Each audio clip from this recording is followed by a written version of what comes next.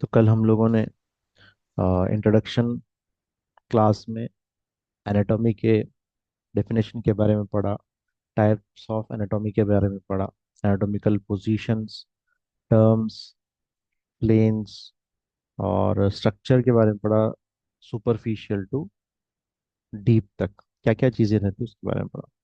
आज हम इंट्रोडक्शन को ही कंटिन्यू करते हुए हम बात करेंगे मूवमेंट्स के बारे में। डिफरेंट टाइप्स ऑफ मूवमेंट्स है, उसको हम टर्मिनोलॉजी में क्या कैसा यूज करते हैं वो हमें मालूम होना चाहिए। थोड़े बहुत मूवमेंट्स हैं, फिर उस इमेजेस को भी हम लोग देखेंगे।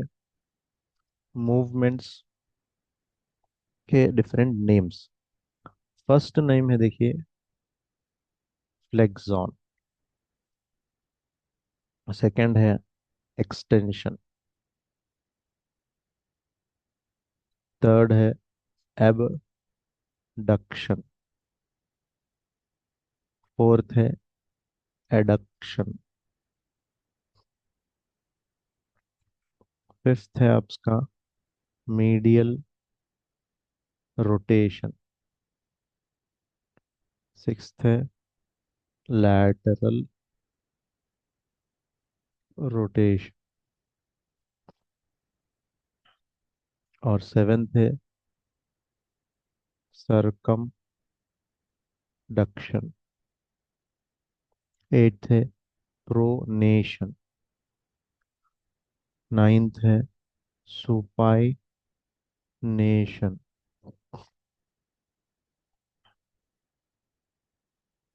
10th है प्रोट्रैक्शन।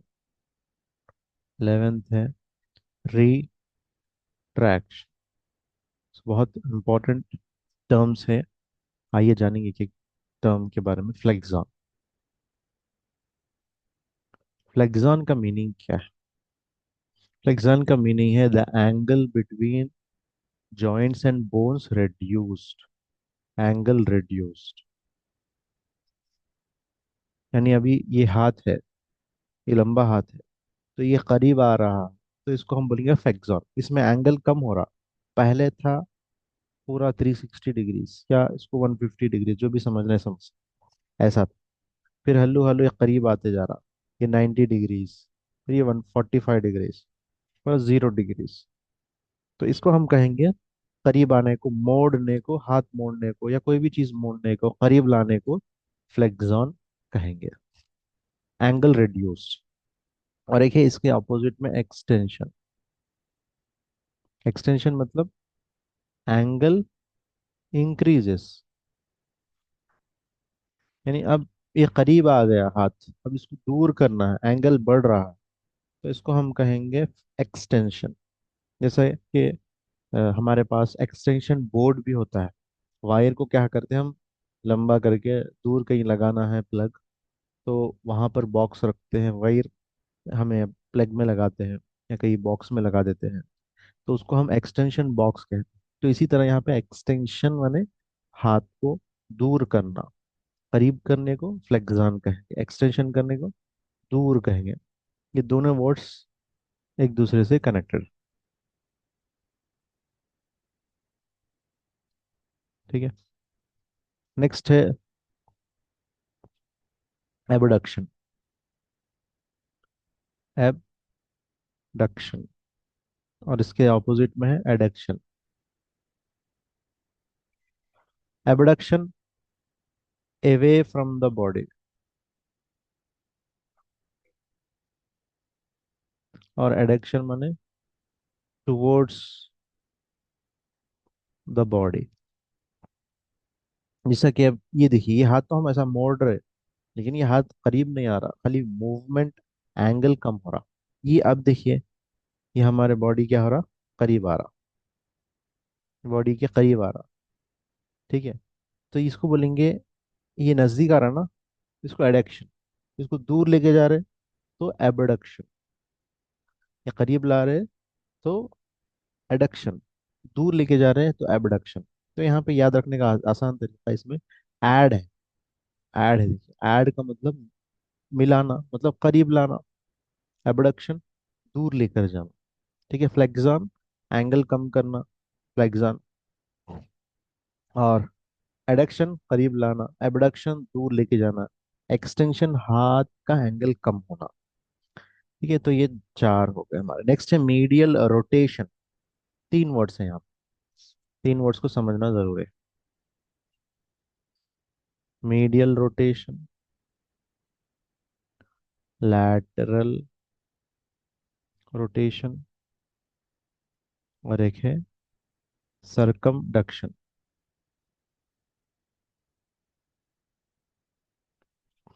सरकमडक्शन। मीडियल रोटेशन का मतलब क्या है? मीडियल मतलब बॉडी के अंदर जो मीडियन लाइन है, करीब बीच में जो हम ड्रॉ करें इमेजिनरी लाइन, उसको मीडियन लाइन कहेंगे। अगर आप हाथ घुमा रहे हैं बॉडी के ऐसा, ये जो ऐसा है ना, ये ये हाथ मीडियल रोटेशन हो गया है हाथ। लैटरल मतलब दूर, लैटरल, ये दूर हो गया, ये लैटरल रोटेशन, हाथ घुमाना। ठीक है, ये हाथ वापस दूर जा रहा, ये नजदीक आ रहा, ये दूर जा रहा, ये मीडियल हुआ, ये लैटरल हुआ। सरकमडक्शन में तो पूरा पूरा हाथ घुमाना, ना तो ये नजदीक हो सकता है, ना मीडियल हो सकता है, ना लैटरल, बल्कि हाथ का पूरा घुमाना। जैसा कि हम बॉल डालते हैं ना, बॉलिंग में क्या करते हैं, पूरा हाथ घूमता है। इसको हम देखें सरकमडक्शन बोले। मीडियल रोटेशन में हाथ इधर बॉडी के साइड आ रहा अंदर, लैटरल में दूर जा रहा, सरकमडक्शन में पूरा हाथ घूम रहा है बॉलिंग डाले जैसा।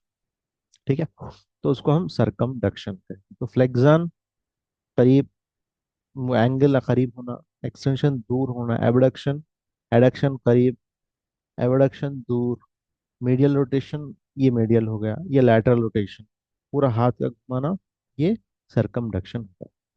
नेक्स्ट दो वर्ड्स ऐसा जोड़ी जोड़ी याद कर रखेंगे तो इजीली हम समझ में। प्रोनेशन। नेक्स्ट है हमारा सुपाइनेशन। प्रोनेशन क्या है, सुपाइनेशन क्या है? प्रोनेशन, प्रो कल हमने पढ़ा था प्रॉन पोजीशन, प्रॉन पोजीशन, हमने कल पढ़ा था प्रॉन पोजीशन।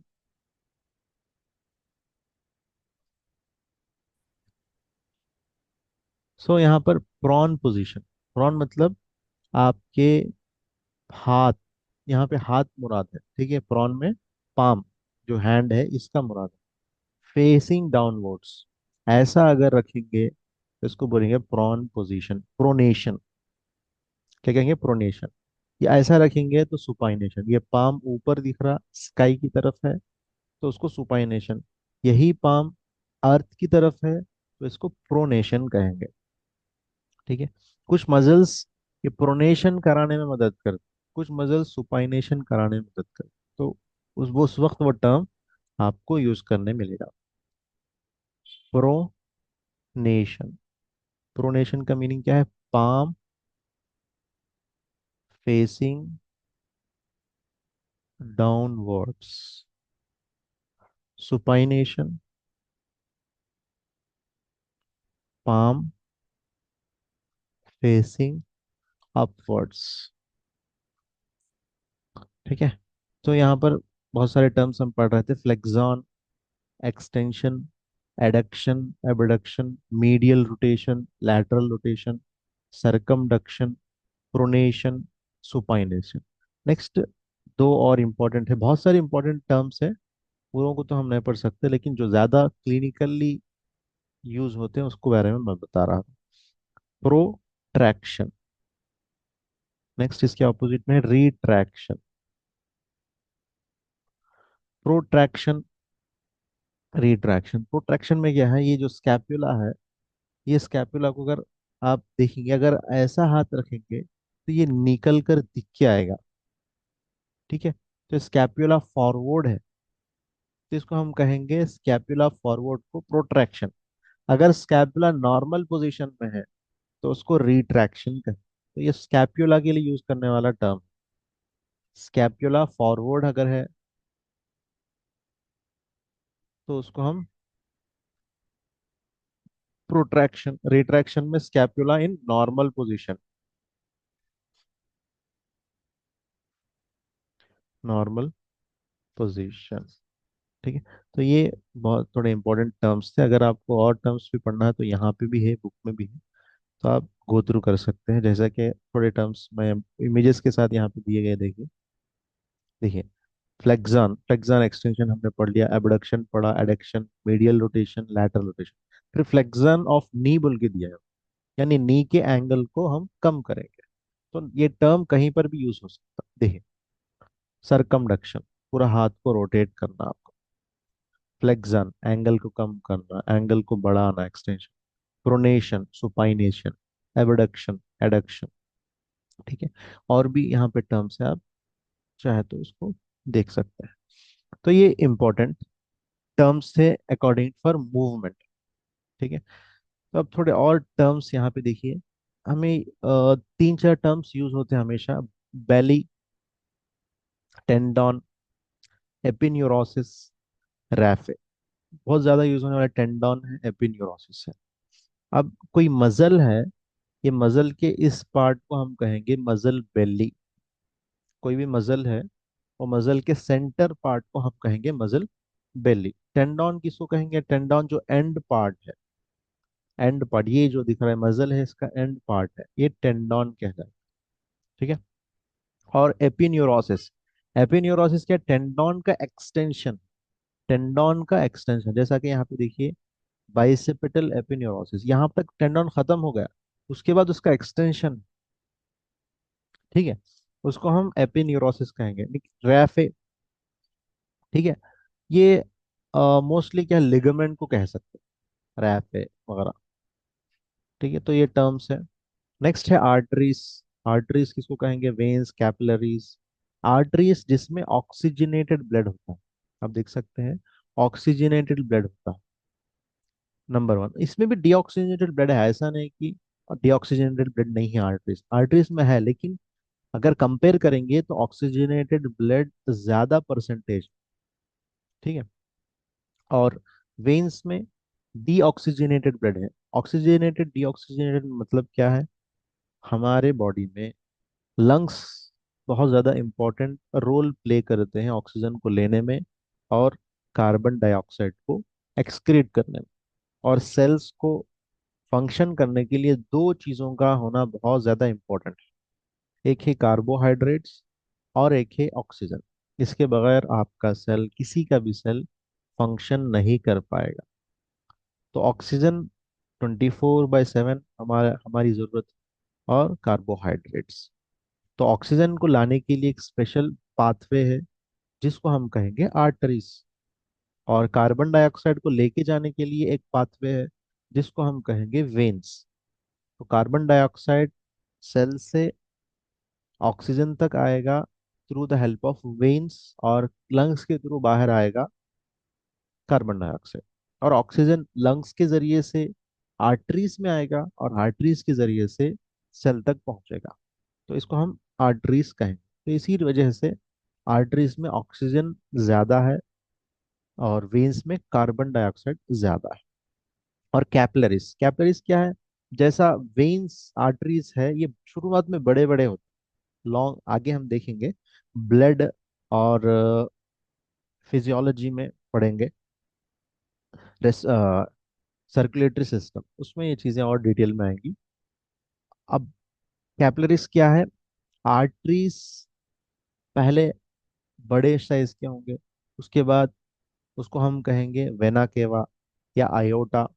वेन्स को वेना केवा कहेंगे, बड़े वेन को, बड़े आर्टरी को आयोटा कहेंगे। ठीक है। और उसके बाद आर्टरीज है, थोड़े और छोटे हो जाएंगे। उसके बाद और छोटे आर्टीरियोल्स, उसके बाद लास्ट एंड पॉइंट है कैपिलरीज। ठीक है, कैपिलरीज, ये कैपिलरीज। इसके बाद फिर शुरुआत हो जाती है वेन्स। ठीक है। ये जो कैपिलरीज है, ये अटैच होते हैं मोस्टली सेल से,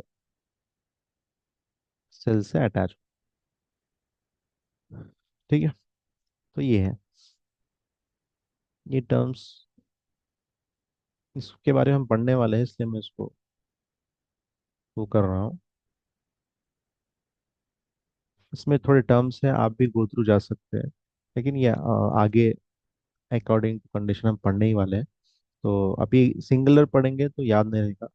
जब अकॉर्डिंग टू, जब पढ़ते रहेंगे जब सीधी सीधी समझ में आएगी बात।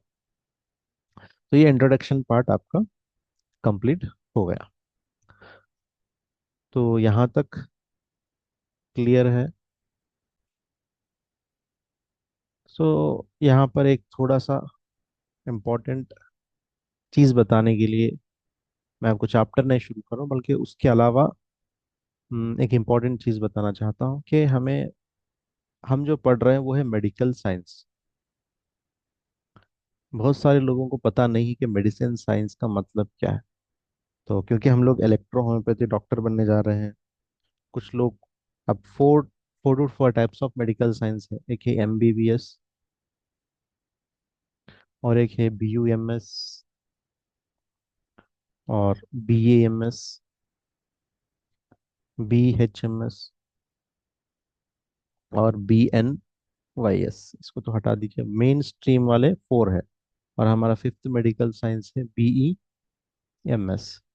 तो एमएस का मतलब है मेडिकल साइंस, बैचलर ऑफ यूनानी medical science, bachelor of Ayurvedic medical science, bachelor of homeopathy medical science, bachelor of electro homeopathy या इलेक्ट्रोपैथी मेडिकल साइंस। ठीक है। और इसमें bachelor of medicine and bachelor of surgery, MBBS का फुल फॉर्म। बीएनवाईएस मतलब bachelor of naturopathy yogic and सिद्ध। ठीक है। तो इसमें चार जो है मेडिकल साइंस कहलाएंगे। ये फिफ्थ है मेडिकल साइंस हमारा BAMS. So what is the meaning of medical science?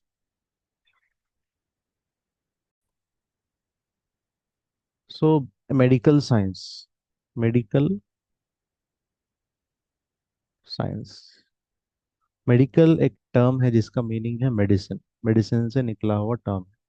Medicine के मीनिंग है अकॉर्डिंग टू, अगर आप साइंस इसकी देखेंगे डिक्शनरी के हिसाब से भी या किसी के हिसाब से भी, तो इसमें तीन चीजें अगर जमा होंगी तो उसको मेडिसिन कहेंगे।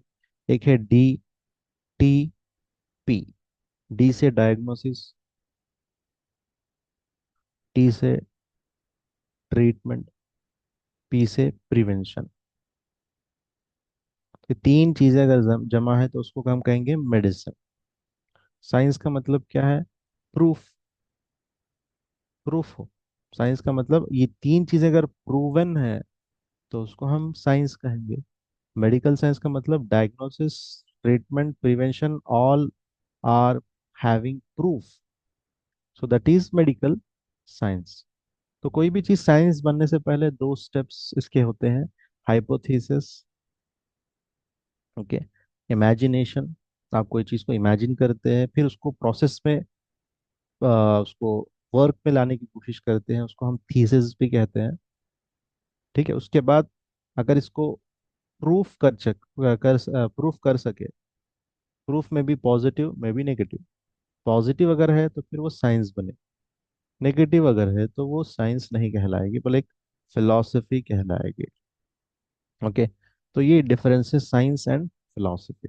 तो साइंस हमारे पास प्रूफ किस तरह होगा कि वो मेडिकल साइंस बनने के लिए, तो साइंस बनने के लिए जरूरी है कि दो प्रूफ हो हमारे पास। एक है क्लिनिकल प्रूफ, और एक है लैबोरेटरिकल टिकल प्रूफ। क्लिनिकल प्रूफ का मतलब क्या है? पेशेंट्स आपके पास आते हैं, आपने उनको मेडिसिन दिया, फला बीमारी में फला मेडिसिन, फला मेरे रेमेडी आपने प्रिस्क्राइब किया, तो उनकी तबीयत ठीक हो गई। तो इसका मतलब क्या है? आपकी मेडिसिन फला बीमारी में रिजल्ट ओरिएंटेड है, इस वजह से वो पेशेंट क्या हो गया था, ठीक हो गया था। तो ये क्या है? आपके पास क्लिनिकल प्रूफ है। तो आप सिम्टम्स नोट डाउन करेंगे, कंडीशन नोट डाउन करेंगे, डायग्नोसिस करेंगे, फिर मेडिसिन ट्रीटमेंट देंगे, तो जिससे क्या होगा, पेशेंट ठीक हो जाएगा। तो आपके पास एक डॉक्यूमेंटेड फॉर्म में पूरे चीज़ें मौजूद है। तो जो भी मेडिसिन इन्वेंट की जाती है, क्लिनिकल डाटा बहुत ज़्यादा इंपॉर्टेंट होता है, क्योंकि उसी के बेसिस पे आगे मेडिसिन चलनी चाहिए मार्केट में या नहीं चलनी चाहिए, इस पे बहुत ज़्यादा निर्भर होता है क्लिनिकल प्रूफ का। नेक्स्ट है लैबोरेटरिकल प्रूफ। फिर अब मेडिसिन के अंदर ऐसी कौन सी चीज़ है जो आपकी बीमारी को ठीक कर रही है? तो अब इसके क्या होंगे? अब पूरी जांच होगी, पूरी उसके अंदर क्या केमिकल्स हैं, क्या क्या चीज़ें हैं, सब चीज़ें देखी जाएंगी। ठीक है। तो फिर जब जाके हम क्या करेंगे, मेडिसिन के अंदर ये चीजें हैं, ये चीजें हैं, ये चीजें हम क्या करेंगे, लिस्ट आउट करेंगे। ठीक है, तो ये कहलाएगा लैबोरेटरिकल प्रूफ। तो ये दोनों प्रूफ जरूरी है मेडिकल साइंस बनने के लिए। तो इलेक्ट्रोहोम्योपैथी में क्लिनिकल प्रूफ आपको मिल जाएगा, लेबोरेटरिकल प्रूफ भी मिलेगा।